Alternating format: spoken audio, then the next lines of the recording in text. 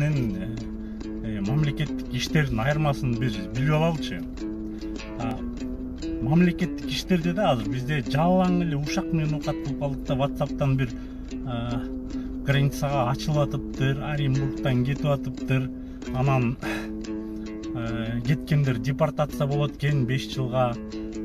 Бирөө YouTube'га чыгарыптыр, болду мындан кийин депортация болот экен депчи. Ал ушак мамлекеттик ишти ушак алмаштырган болбойт. Мисалы, биринчи 400 аял Кыргызстанга кеткен учуп. Ошолордун күйөөлөрүнүн жарымы бияктан аял алып алды десе, ушак ага ишене берсе болот. Анткени анын доказательство жок, эч кандай эчтеке жок, деп таң калып койсо болот. Бирок бул черный списокко түшөт экен дегенде, ошону жанталашып WhatsApp'тан таратпай эле первый источник карап койсо болот. Кайсы указ менен, кайсы бир жол менен Собяниндики, премьер-министрдики, же Госдума депутаттар ошону алып келдиби, анан кол коюлуп, анан эми азыр пандемия учурунда өзүнүн жерине кеткендер черный списокко түшөт экен, 3 жыл кирбейт экен десе болот да, кандайдыр бир кагазга тирелсе болот. Аны биринчи таратаардан мурун ошону сүйлөш керек, бул источникти каяктан алдың депчи.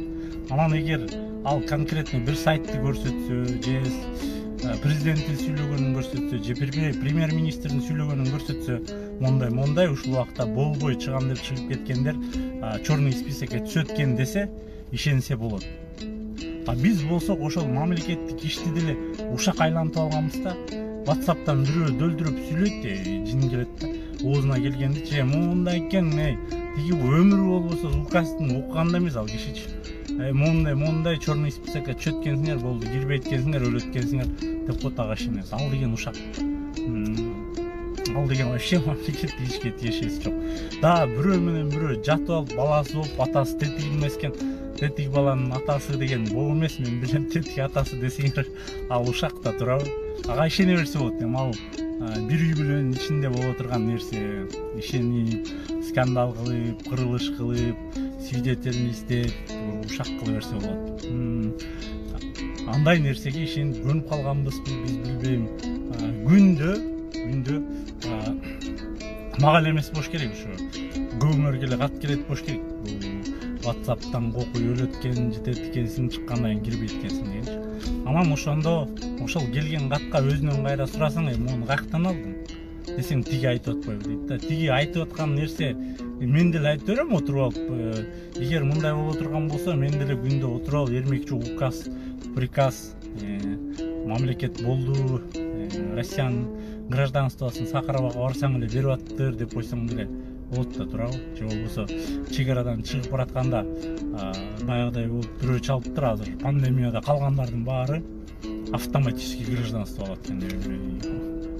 Кичинемде ушактын да чеги болот да. Каяктан алды, ким айтты ага мындайды, эч ким билбейт да.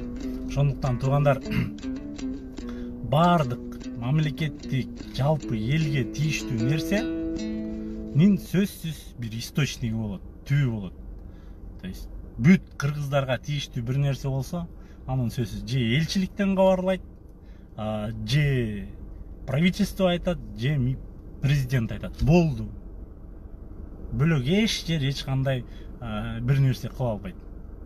Анан ошол указга, приказга жараша ошол кетет пограничный контрольго. Мондай болду, оларды монтип черный списокко киргизесиңер, же болбосо киргизбейсиңер.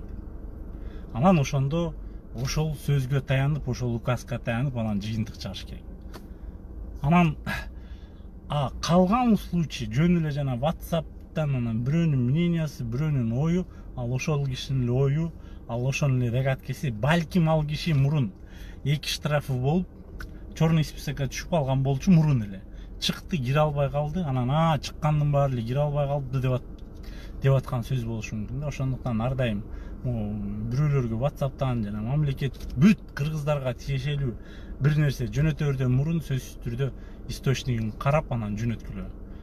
Жөн гана убакытты посольствода, элчиликте иштегендердин убактысын аласыңар, жөн гана бул коомчулук активисттердин убактысын аласыңар, жөн гана өзүңөр да нерв болосуңар дагы, анан жыйынтыгы жок калат да. Ошондуктан салам алейкум, жакшы жаткыла.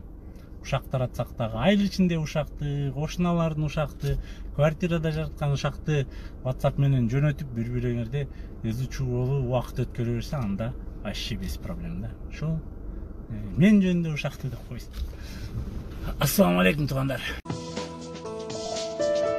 Каналга катталып, коңгуроочону басып, ар бир чыгарылган материалды көрүп туруңуз жана маалыматты бөлүшкөндү унутпаңыз.